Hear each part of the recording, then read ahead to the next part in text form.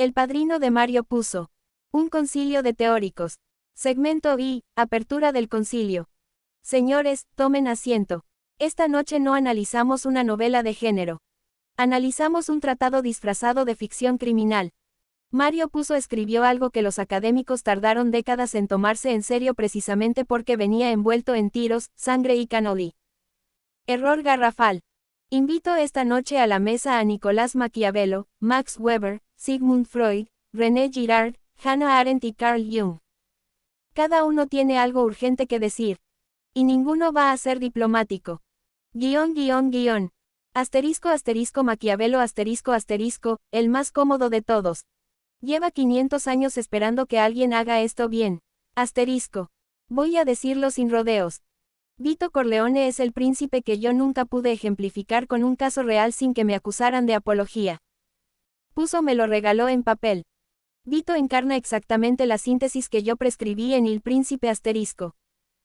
La virtud sin la crueldad gratuita, la fortuna domesticada por la previsión, y la imagen del león combinada con la del zorro en proporciones perfectas. Observen la escena fundacional, no la del libro, sino la lógica asterisco fundacional. Vito no mata a Fanucci por placer. Lo mata porque ha calculado que el costo de seguir pagando tributos supera con creces el riesgo de eliminar al recaudador. Y lo hace con una frialdad que no es psicopatía, sino racionalidad estratégica pura asterisco. Eso es virtud. No valentía ciega. Capacidad de actuar en el momento exacto, con la fuerza exacta. Pero lo que Puzo entendió, y aquí es donde el libro trasciende mi propio manual, es que Maquiavelo solo describe el poder en el momento de su conquista y consolidación. Puzo describe su herencia asterisco. Y ahí es donde todo se complica de manera brutal. Porque yo, en mi obra, jamás resolví satisfactoriamente la pregunta. ¿Qué pasa cuando el príncipe muere? Puzo sí la resuelve.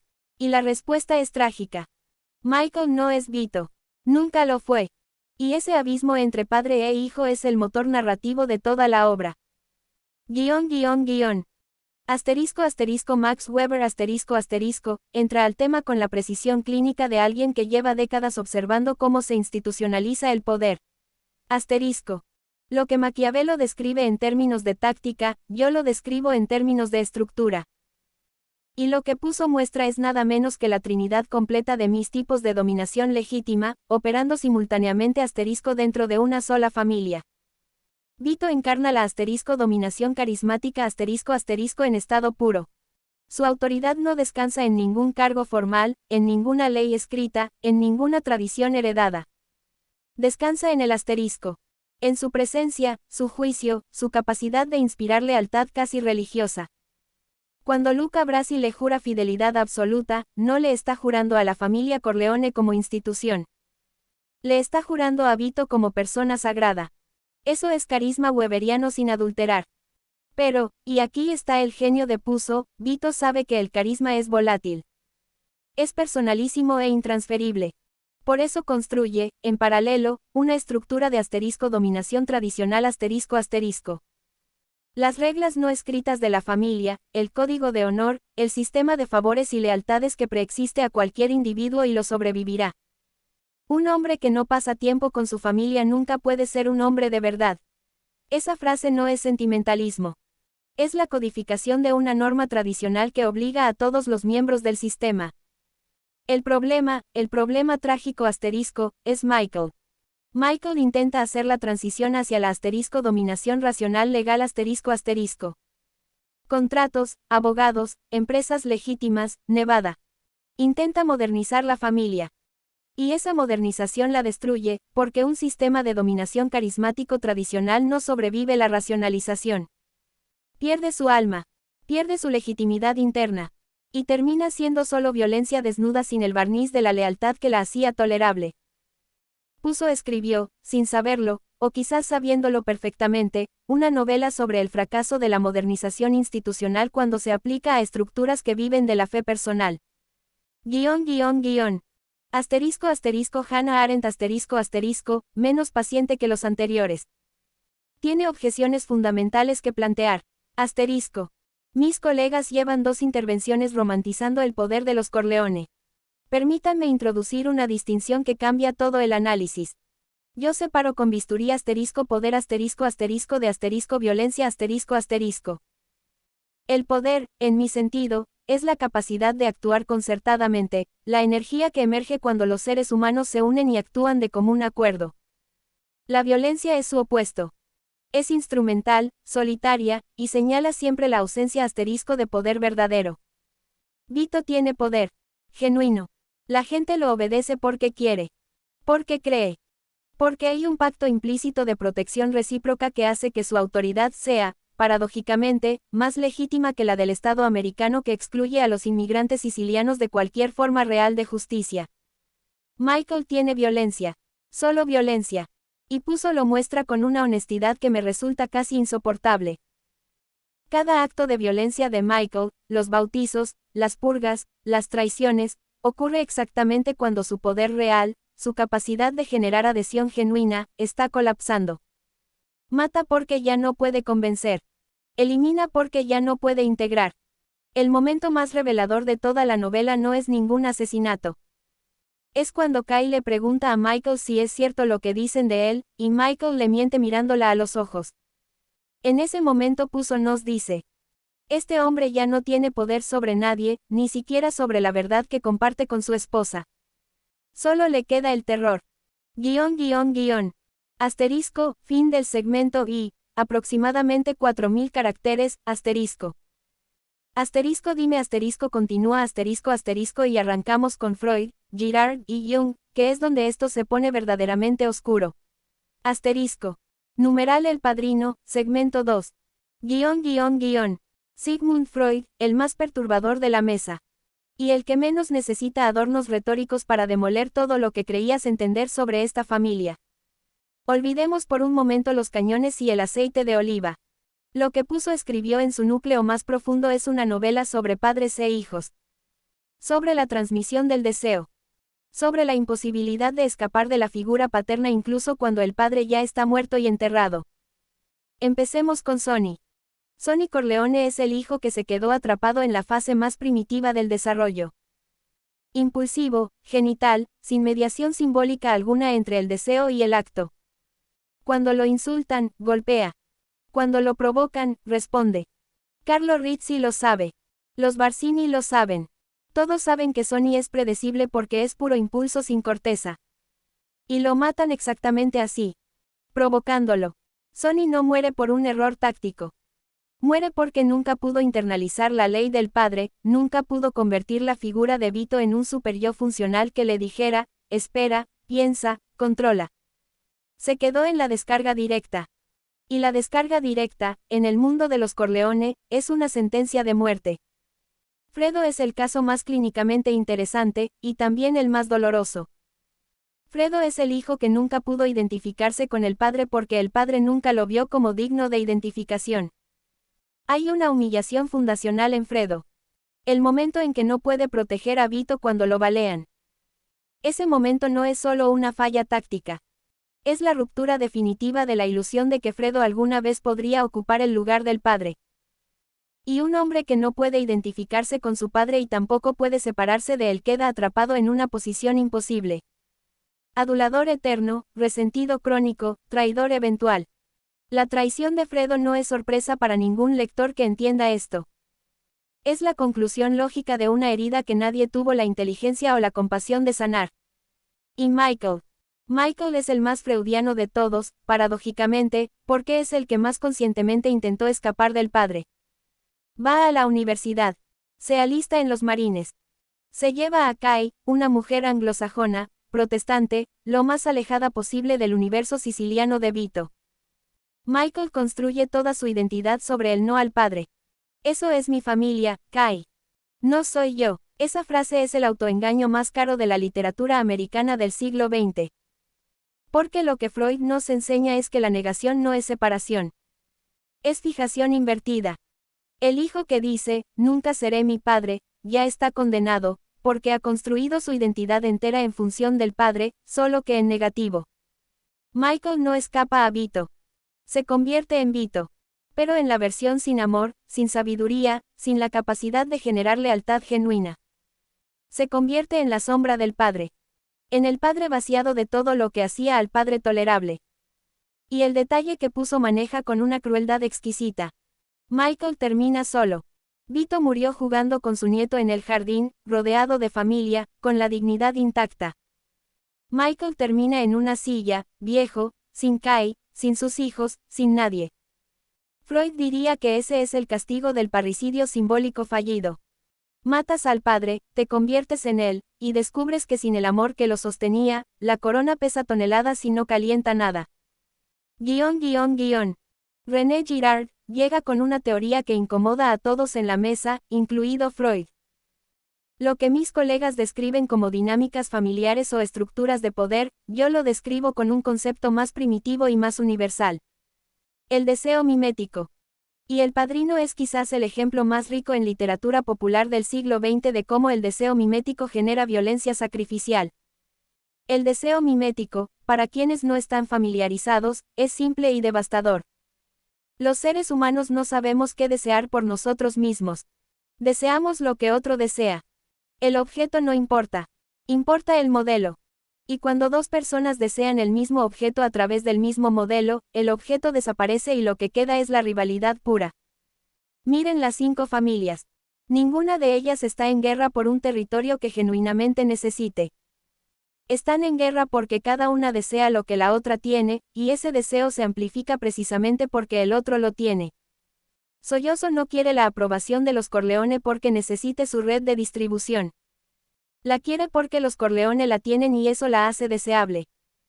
El mecanismo es circular, autorreferente y completamente ciego a cualquier racionalidad económica real.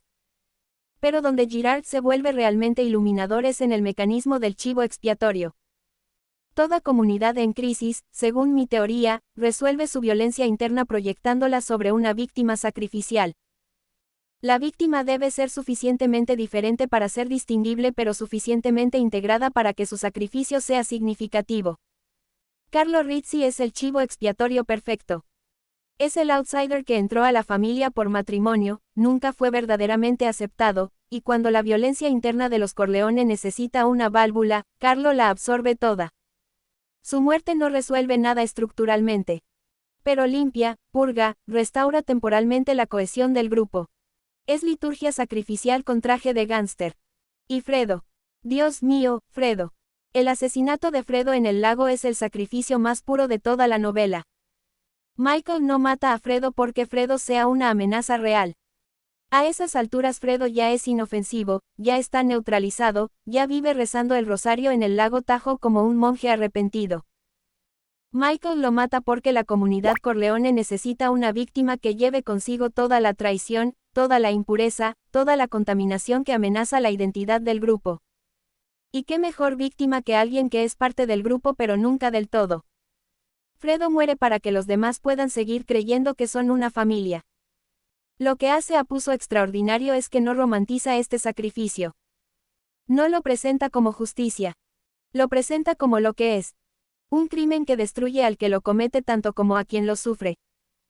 Michael encarga la muerte de su hermano y desde ese momento deja de ser reconocible como ser humano. El sacrificio no lo purifica. Lo condena. Girard diría que eso es porque el mecanismo sacrificial solo funciona cuando la comunidad cree en él colectivamente. Cuando el sacrificio es calculado, consciente, ejecutado en frío, pierde su poder sagrado y se convierte simplemente en homicidio. Carl Jung, el último en hablar, y el que va más al fondo. Mis colegas han diseccionado personajes. Yo quiero hablar de arquetipos. Porque lo que hace que El Padrino resuene en lectores de culturas completamente distintas, en épocas distintas, con experiencias de vida radicalmente diferentes, no es el realismo de su retrato del crimen organizado. Es que Puzo tocó estructuras que están grabadas en la psique colectiva de la humanidad desde antes de que existiera la escritura. Vito Corleone es el arquetipo del rey sabio en su forma más compleja. No el rey justo de los cuentos de hadas, sino el rey que ha visto suficiente oscuridad como para gobernar desde la comprensión real de la naturaleza humana. El rey sabio junguiano no es el que nunca se ensucia las manos. Es el que se las ensucia con plena conciencia de lo que hace y por qué lo hace, y mantiene a pesar de todo una visión del bien mayor que lo orienta. Vito protege a su comunidad. Vito recuerda los nombres de las personas. Vito escucha. El poder para él no es un fin sino un instrumento al servicio de algo que él genuinamente valora. La familia, la lealtad, el honor entendido a su manera particular. Michael comienza como el arquetipo del héroe. El hijo que parte, que se prueba en la guerra, que regresa transformado. Pero Puzo hace algo que pocos escritores tienen el valor de hacer. Muestra la corrupción del héroe cuando el héroe no integra su sombra. La sombra junguiana es todo lo que reprimimos, todo lo que negamos de nosotros mismos, todo lo que proyectamos hacia afuera para no verlo adentro. Michael reprime durante años su propia capacidad para la violencia, para la frialdad, para el cálculo despiadado. Y esa represión no lo hace más noble. Lo hace más peligroso. Porque la sombra no integrada no desaparece. Crece en la oscuridad. Y cuando finalmente irrumpe sin control, sin límites, sin la sabiduría que Vito tenía precisamente porque nunca pretendió no tener esa oscuridad dentro. El Michael que mata a Sollozo y al capitán McCloskey en el restaurante es el momento en que la sombra toma el control. Y lo terrible, lo verdaderamente terrible, es que Michael lo experimenta como claridad. Como destino. Esa sensación de inevitabilidad que describe Puzo en ese momento es exactamente lo que Jung describía como la posesión por la sombra. El individuo siente que finalmente está siendo auténtico cuando en realidad está siendo devorado. Para el final de la novela, Michael no es un hombre que ha integrado su sombra. Es un hombre que ha sido reemplazado por ella. La máscara, la persona junguiana que construyó con tanto cuidado para el mundo exterior, ya no cubre nada. Adentro hay vacío. Y Kai, que cierra la puerta de su despacho y ve en sus ojos que hay algo que ya no reconoce, es el lector implícito que Puzo convoca para que sintamos el horror de lo que hemos presenciado.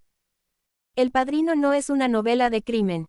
Es una novela sobre la destrucción del alma. Y Puzo lo sabía perfectamente. Fin del segmento 2. Dime continúa y en el siguiente entran las tensiones entre los teóricos, el análisis del lenguaje del poder en los diálogos, y por qué la estructura de los favores en Puzo es en realidad una crítica feroz al sueño americano. Numeral El Padrino, segmento 3.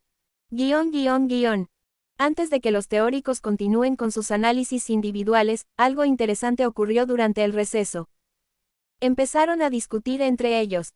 Y esas tensiones merecen documentarse porque revelan capas de la novela que ningún análisis unidireccional puede capturar solo. Arendt le dijo a Freud que su lectura era demasiado clínica, demasiado cerrada en la familia como unidad de análisis, y que perdía de vista el contexto político que hace posible a los Corleone. Freud le respondió que sin entender la psicología de los individuos que construyen esas estructuras políticas, todo análisis macro es decoración intelectual. Girard intervino diciendo que ambos tenían razón y que por eso se necesitaba su teoría como puente. Maquiavelo se sirvió otro vaso de vino y dijo que él llevaba 500 años escuchando a académicos pelearse mientras los príncipes hacían lo que se les daba la gana. Weber tomó notas de todo. Pero la discusión más productiva fue esta. ¿Por qué el lector quiere que los Corleone ganen? Esta pregunta es la más incómoda de toda la mesa porque expone algo sobre nosotros, no sobre la novela. Y la respuesta, cuando se trabaja en conjunto, es devastadora. Maquiavelo dice, porque son competentes. En un mundo lleno de mediocridad e hipocresía institucional, ver a alguien que ejecuta con precisión, que cumple su palabra, que no promete lo que no puede dar, produce una satisfacción casi estética. El lector no admira la violencia. Admira la eficacia. Y eso dice algo muy oscuro sobre lo que la modernidad ha hecho con nuestra relación con las instituciones. Weber añade, porque tienen legitimidad real aunque no legitimidad formal. El Estado americano de la primera mitad del siglo XX le niega a los inmigrantes sicilianos acceso a la justicia, al crédito, a la protección legal. En ese vacío, los Corleone construyen un sistema que sí funciona para esa comunidad. El panadero que va a pedirle un favor a Vito en el día de la boda de Connie no tiene otra opción. El sistema legítimo lo excluyó. Entonces el lector, intuitivamente, entiende que la legitimidad de los Corleone es más real para ese hombre que la del Estado que lo ignora. Y lo que es más real genera más adhesión emocional. Arendt tiene la respuesta más incómoda. Porque Puzo nos hace cómplices desde la primera página. La estructura narrativa nos coloca del lado de la familia antes de que sepamos qué hace la familia. Para cuando entendemos el alcance real de su violencia, ya estamos emocionalmente invertidos. Y eso, dice Arendt, es exactamente cómo funciona la ideología totalitaria en la vida real. No te presenta primero el horror y luego te pide adhesión. Te da primero la comunidad, la pertenencia, el calor, y después el horror llega tan gradualmente que ya no puedes ver el momento en que cruzaste la línea. Ahora el análisis del lenguaje. Porque Puzo no solo construyó una arquitectura narrativa extraordinaria. Construyó un sistema de comunicación dentro de la novela que tiene sus propias reglas, su propia gramática del poder, y que merece un escrutinio aparte. Weber toma la palabra aquí porque es el que mejor entiende cómo el lenguaje funciona como instrumento de dominación. Observen cómo habla Vito Corleone. Nunca da órdenes directas. Nunca. Esto no es un detalle de estilo. Es la marca definitoria de su tipo de poder. El hombre que da órdenes directas revela que necesita que le obedezcan. El hombre cuyo deseo se cumple sin que lo haya expresado explícitamente demuestra que su poder es tan total que el entorno se reorganiza anticipándose a él. Le haré una oferta que no podrá rechazar. Esa frase, que se ha convertido en ícono cultural, no es una amenaza. Es una descripción de la realidad. Vito no dice, o acepta o lo mato. Dice que la oferta será tan bien construida, tan perfectamente calibrada a lo que el otro necesita, que el rechazo se vuelve irracional. El poder real no coacciona. Hace que la obediencia sea la opción más inteligente disponible. Comparen eso con cómo habla Michael en la segunda mitad de la novela. Michael da instrucciones claras, precisas, sin ambigüedad. Y esa claridad es la señal de su debilidad creciente. Cuando el poder es total, no necesita ser explícito. Cuando el poder se erosiona, necesitas especificar porque ya no puedes confiar en que el entorno te lea. Hay otro elemento lingüístico que Puzo maneja con una sofisticación que casi nunca se comenta. El sistema de eufemismos. En el universo Corleone nadie mata a nadie. Se resuelven problemas. Se manda un mensaje. Se hace un trabajo. Se arregla una situación. Este vocabulario no es solo precaución legal. Es una arquitectura moral que permite a los miembros de la familia participar en la violencia sin confrontar directamente lo que están haciendo. Girard dice que ese vocabulario eufemístico es el equivalente lingüístico del ritual sacrificial. Necesitas un lenguaje sagrado que supere el acto de su naturaleza real para que los participantes puedan sostener la ilusión de que están haciendo algo distinto de lo que están haciendo. El soldado que neutraliza un objetivo, y el Corleone que resuelve un problema, están usando el mismo mecanismo psicológico para el mismo propósito.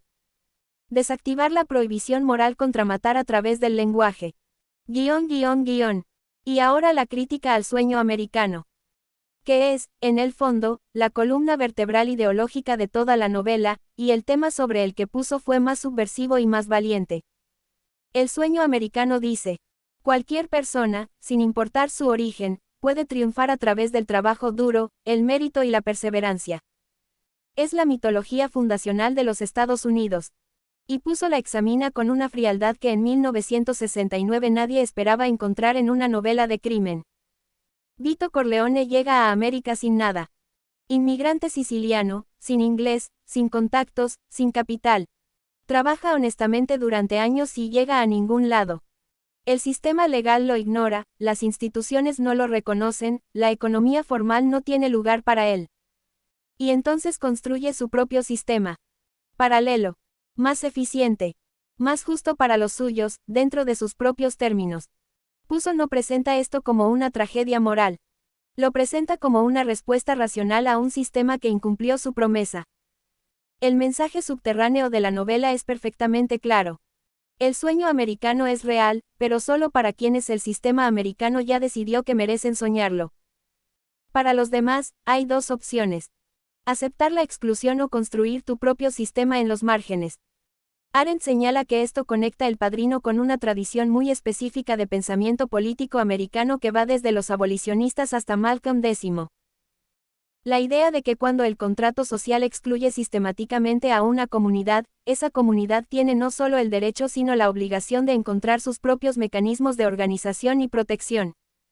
Puzo no lo dice explícitamente, pero lo estructura narrativamente de manera que el lector lo siente en los huesos. Y luego está Michael. Michael que sí accede al sueño americano en su forma más ortodoxa. Universidad, guerra, ciudadanía plena, esposa anglosajona, Nevada, hoteles, legitimidad.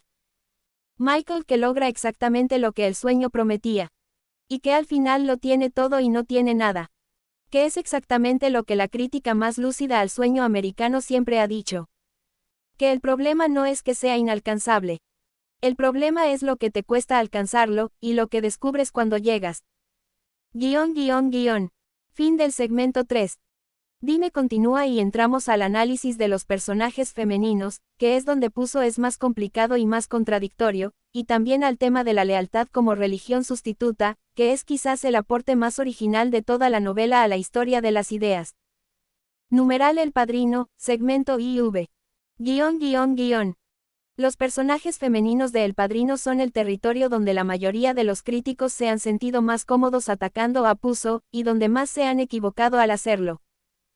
La acusación estándar es que las mujeres en la novela son decorativas, pasivas, reducidas a sus funciones biológicas y domésticas dentro de un universo hipermasculino. Esa lectura es correcta en la superficie y completamente ciega en el fondo. Porque lo que Puzo construyó con sus personajes femeninos no es una celebración del patriarcado siciliano.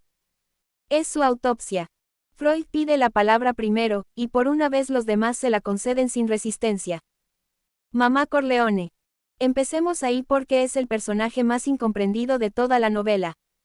Se la lee como una figura de fondo, silenciosa, periférica. Error fundamental. Mamá Corleone es el centro gravitacional invisible del sistema Corleone, y Puzo lo sabe y lo construye así deliberadamente.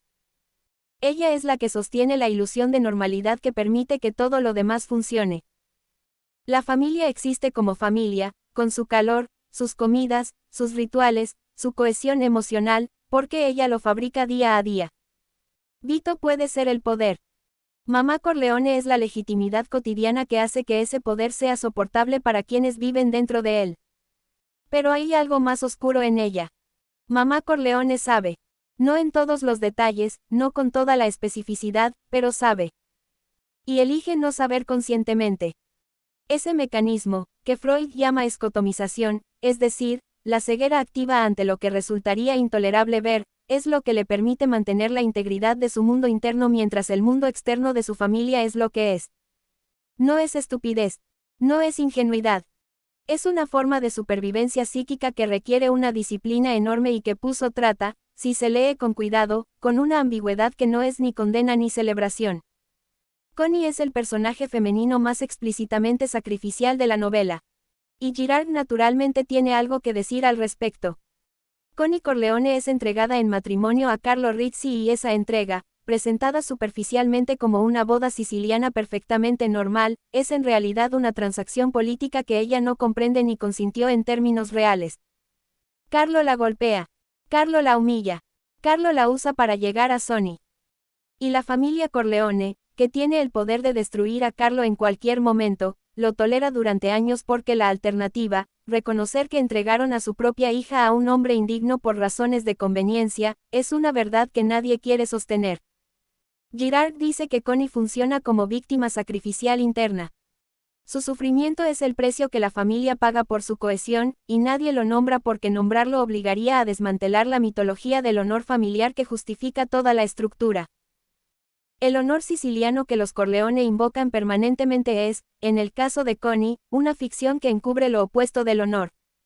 Y Kay Adams Corleone, que es el personaje más complejo de todos y el que Puzo trabajó con mayor sutileza. Jung dice que Kay cumple la función arquetípica del anima, es decir, la proyección del mundo interior del héroe en una figura femenina externa. Michael necesita a Kay porque Kay representa todo lo que él quiere ser y no puede. Normal, limpio, americano en el sentido luminoso del término, desconectado de la oscuridad siciliana. Se casa con ella no solo por amor sino por lo que ella simboliza. Es su boleto de salida. Es la prueba de que puede ser otro. Pero lo que hace Puzo al final, y esto es de una crueldad narrativa verdaderamente notable, es mostrar que Kay es también la última testigo. La última persona que puede ver la diferencia entre lo que Michael fue y lo que Michael es. Y cuando Kai cierra esa puerta al final de la novela y ve en los ojos de su marido a un extraño, le da a Kai el momento más lúcido de toda la obra. Ella ve lo que todos los demás han dejado de ver. Y ese ver no le sirve de nada porque ya es demasiado tarde. Arendt tiene una lectura política de Kai que nadie en la mesa había considerado. Kai es americana. Genuinamente americana. No en el sentido étnico sino en el sentido ideológico. Ella cree en las instituciones, en la ley, en la posibilidad de que las cosas sean lo que dicen ser. Y su historia dentro de la novela es la historia de esa creencia siendo sistemáticamente destruida. Cuando Kai le pregunta a Michael si es cierto lo que dicen de él y Michael le dice que no, Kai elige creerle no porque sea ingenua sino porque la alternativa es reconocer que las instituciones en las que cree, incluyendo la institución del matrimonio, son también ficciones sostenidas por el mismo mecanismo que sostiene la familia Corleone. La voluntad colectiva de no ver lo que está frente a los ojos. Kai es América mirándose en el espejo y eligiendo no reconocerse. Y lo sabía. Ahora la lealtad como religión sustituta. Que es, en la opinión unánime de esta mesa, el aporte más original y más subversivo de al pensamiento sobre el poder. Las grandes religiones organizadas construyen su cohesión sobre una combinación de creencia doctrinal, ritual compartido, jerarquía sagrada y promesa de trascendencia. Lo que muestra en El Padrino es que el sistema Corleone replica exactamente esa estructura, función por función, con la lealtad personal como dogma central. Weber lo explica en términos estructurales. La omerta no es simplemente un código de silencio. Es un credo. Tiene la misma función que el credo religioso. Establece los límites de la comunidad de creyentes, define quién pertenece y quién no, y crea una obligación de fe que trasciende cualquier cálculo racional de conveniencia. El hombre que rompe la omerta no está cometiendo un error estratégico. Está cometiendo una apostasía. Y se lo trata como tal. Los rituales son perfectamente visibles y sabes dónde mirar. La boda del primer capítulo no es solo una boda. Es una ceremonia de reafirmación comunitaria donde los miembros de la tribu se presentan ante el patriarca, expresan su lealtad, reciben su reconocimiento, y se reintegran al cuerpo colectivo. El hecho de que ocurra con música y comida y baile no lo hace menos ritual. Lo hace más ritual, porque los rituales más poderosos son siempre los que se sienten como celebración y no como obligación. Los sacramentos existen también. El momento en que alguien entra formalmente a la familia, el momento en que se le encomienda un trabajo que requiere sangre, es un rito de iniciación con toda la estructura antropológica del rito de iniciación clásico. Separación del mundo anterior, prueba, muerte simbólica del ser previo, renacimiento como miembro pleno de la comunidad. Nino Rota lo entendió musicalmente. Por eso la banda sonora de Coppola suena como música sacra aunque esté acompañando escenas de violencia. Porque es música sacra. Girard conecta esto con su teoría del origen de lo sagrado. Lo sagrado, según Girard, no precede a la violencia. Emerge de ella. Las comunidades primitivas descubrieron que el sacrificio colectivo de una víctima generaba cohesión, y esa cohesión se sintió tan extraordinaria, tan diferente de la fragmentación violenta que la precedió, que se interpretó como intervención divina. Lo sagrado nació como la paz que sigue al sacrificio. Y los Corleone reproducen ese ciclo permanentemente. Violencia, sacrificio, cohesión renovada, paz temporal, nueva tensión, nueva violencia. Freud añade la dimensión más perturbadora. La figura del padre muerto como fundamento de la ley. Vito Corleone muerto es más poderoso que Vito Corleone vivo. Porque vivo era un hombre con limitaciones, contradicciones, momentos de duda. Muerto se convierte en el principio organizador que todos invocan y nadie puede contradecir. Michael gobierna en nombre del Padre. Tom Hagen media en nombre del Padre. Cada decisión importante se justifica por referencia a lo que Vito hubiera querido. El Padre muerto es el Dios del sistema Corleone, y su voluntad, como toda voluntad divina, es suficientemente ambigua para que sus intérpretes puedan usarla para justificar casi cualquier cosa. Lo que hace esto extraordinariamente moderno, dice Arendt, es que está describiendo el mecanismo por el cual cualquier sistema de poder, no solo el crimen organizado, mantiene su cohesión a través del tiempo. Los estados invocan padres fundadores muertos. Las iglesias invocan profetas muertos. Los partidos políticos invocan revolucionarios muertos. La muerte del fundador no debilita al sistema. Lo purifica, lo sacraliza, lo hace irrebatible. Y El Padrino lo muestra con una claridad que ningún tratado de ciencia política del siglo XX igualó. Fin del segmento IV. Dime continúa y llegamos al tramo final. El análisis de por qué El Padrino es una tragedia griega en estructura perfecta, qué dice puso sobre la imposibilidad de la redención dentro de ciertos sistemas, y el veredicto colectivo de la mesa sobre por qué esta novela sigue siendo irreemplazable medio siglo después de haberse escrito. Numeral El Padrino, segmento V, final. Aristóteles llegó tarde al concilio. Nadie lo había invitado formalmente porque se asumió que era territorio de los modernos. Pero cuando entró y se sentó, todos guardaron silencio, porque lo que tiene que decir es lo que ata todo lo anterior en un nudo que no se puede deshacer. Esta es una tragedia. No metafóricamente. No como aproximación crítica. Es una tragedia en el sentido técnico, estructural y filosófico que Aristóteles definió en la Poética 24 siglos antes de que Puso escribiera una sola palabra. Y cuando uno entiende eso, entiende por qué la novela produce el efecto que produce, por qué no se puede dejar de leer, por qué deja en el lector esa mezcla específica de horror y satisfacción que ningún otro género narrativo puede replicar. La tragedia griega, según Aristóteles, requiere un héroe de estatura elevada, no perfecto sino noble, que cae no por maldad sino por jamartia, es decir, por un error que emerge de su propia grandeza. La caída del héroe debe ser proporcional a su altura. Y el efecto que produce en el público debe ser catarsis. La purga de las emociones de miedo y compasión a través de su representación estética. Michael Corleone cumple cada uno de estos requisitos con una precisión que parece calculada, aunque Puzo insistió siempre en que escribió la novela casi intuitivamente, siguiendo el instinto más que la teoría.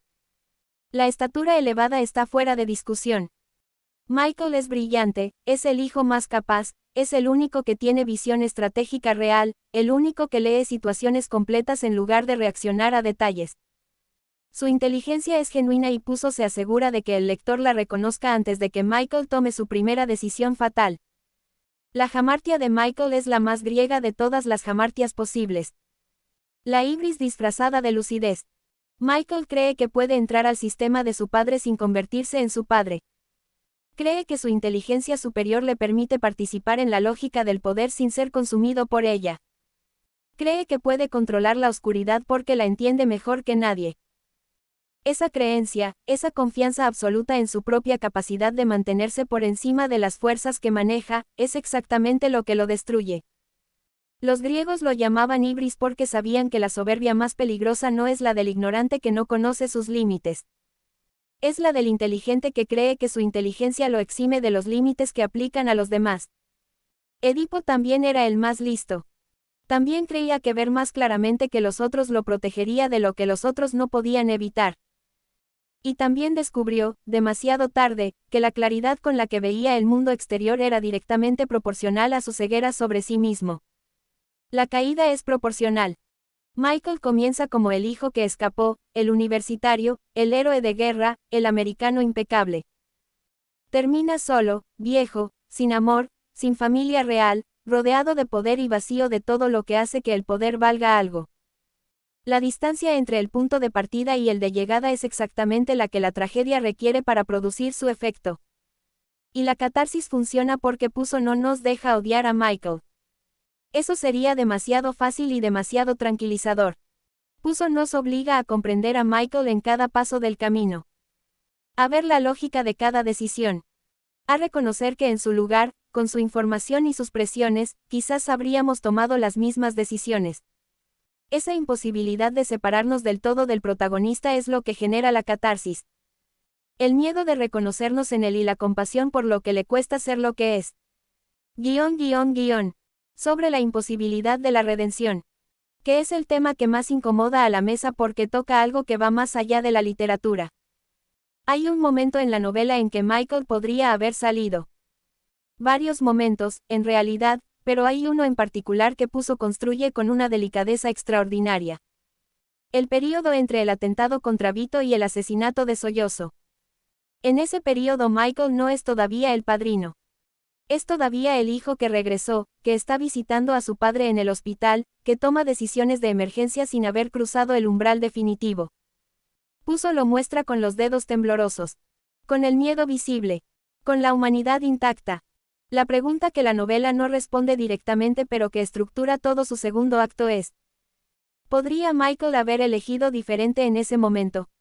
Y la respuesta que Puzo construye narrativamente, aunque nunca la verbaliza, es la más pesimista y la más honesta posible. No. No porque Michael sea malo, sino porque el sistema al que pertenece no tiene salida lateral. Weber lo dice en términos estructurales. Las instituciones de dominación no liberan voluntariamente a sus miembros. Una vez que estás dentro del sistema Corleone en la posición en que Michael está, irte equivale a destruir el sistema, y el sistema tiene todos los mecanismos necesarios para garantizar que eso no ocurra. La jaula de hierro weberiana no es una metáfora decorativa. Es una descripción literal de lo que le ocurre a Michael. Freud lo dice en términos psicológicos. Michael ya no puede salir porque ya no recuerda quién era antes de entrar. La identidad previa, el Michael universitario, el Michael Marín, el Michael que le dijo a Kai, eso es mi familia, no soy yo, esa identidad fue tan completamente reemplazada que no hay un yo previo al que regresar. La redención requiere que haya alguien que se redima. Y ese alguien ya no existe. Girard lo dice en términos del sistema sacrificial. Una vez que participas en el sacrificio, eres parte del sistema sagrado que lo sostiene. No puedes desenredarte sin destruir la sacralidad que protege a todos los demás. Michael no puede salir sin que todo colapse. Y todo colapsando significa que las víctimas del sistema, que son también sus beneficiarios, quedan sin protección. La trampa perfecta. Y Arendt dice la cosa más simple y más terrible. La redención requiere que alguien externo te la otorgue. Requiere un acto de perdón que ningún poder propio puede generar. Michael no tiene a nadie que pueda perdonarlo porque ha destruido sistemáticamente a todos los que tenían autoridad moral suficiente para hacerlo. Mató a Fredo. Perdió a Kai. Alejó a sus hijos. Se quedó sin interlocutores capaces de devolverle su propia humanidad reflejada. Y sin ese espejo, la redención es imposible no como condena divina sino como simple hecho fenomenológico. No puedes verte a ti mismo sin algo en que reflejarte. El veredicto colectivo de la mesa. Se tomó una votación informal sobre si El Padrino merece ser considerado no solo como obra maestra de entretenimiento popular sino como texto con valor intelectual genuino, comparable en profundidad, aunque no en forma, a las grandes obras de la tradición literaria occidental. El resultado fue unánime. Y los argumentos de cada uno merecen quedar registrados. Maquiavelo dice que es el único texto de los últimos 5 siglos que entendió que el poder y la ética no son opuestos sino que están relacionados de una manera mucho más complicada que cualquier dicotomía simple. Que mostró que el poder sin ningún principio ordenador es simplemente terror, pero que el principio ordenador sin poder real es simplemente ingenuidad. Que la tensión entre esos dos polos, que es la tensión que él mismo nunca pudo resolver del todo, está dramatizada en El Padrino con una honestidad que los filósofos académicos raramente se permiten.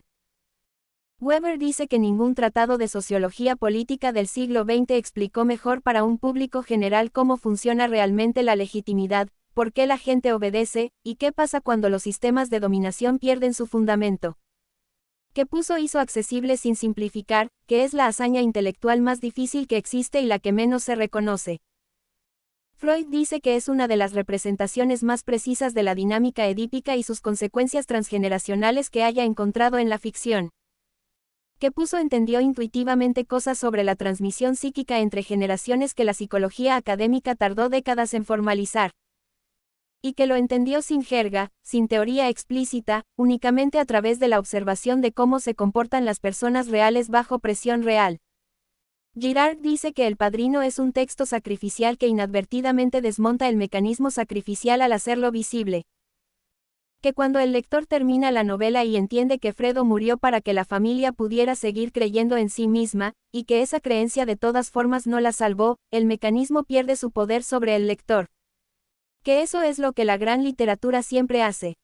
No moralizar, sino iluminar de manera tan completa que la ilusión no puede sostenerse. Arendt dice algo que nadie esperaba de ella.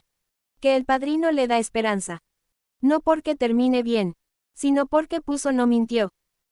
Porque en un siglo lleno de narrativas que romantizaban el poder, que lo presentaban como inevitable o deseable o necesario, escribió una novela que muestra con total claridad lo que el poder le cuesta a quien lo ejerce y a quien lo sufre, y lo hizo sin predicar, sin moralizar, sin colocar al lector por encima de los personajes.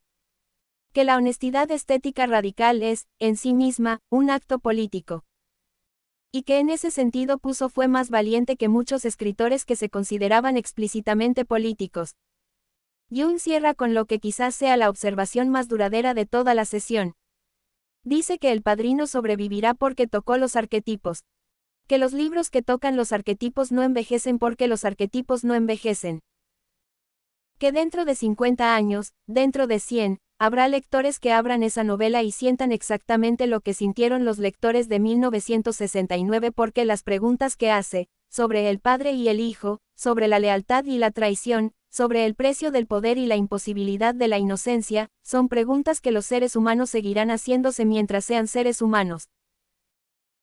Y que Mario Puzo, que era hijo de inmigrantes napolitanos, que creció en Hell's Kitchen, que escribió la novela acosado por deudas de juego y necesitaba desesperadamente el dinero del adelanto editorial, que nunca fue considerado un escritor serio por la Academia Literaria de su tiempo, que fue visto como artesano popular cuando no como vulgar comerciante de violencia, ese hombre escribió algo que resiste el análisis de Maquiavelo, de Weber, de Freud, de Girard, de Arendt y de Jung simultáneamente sin derrumbarse bajo ninguno de ellos.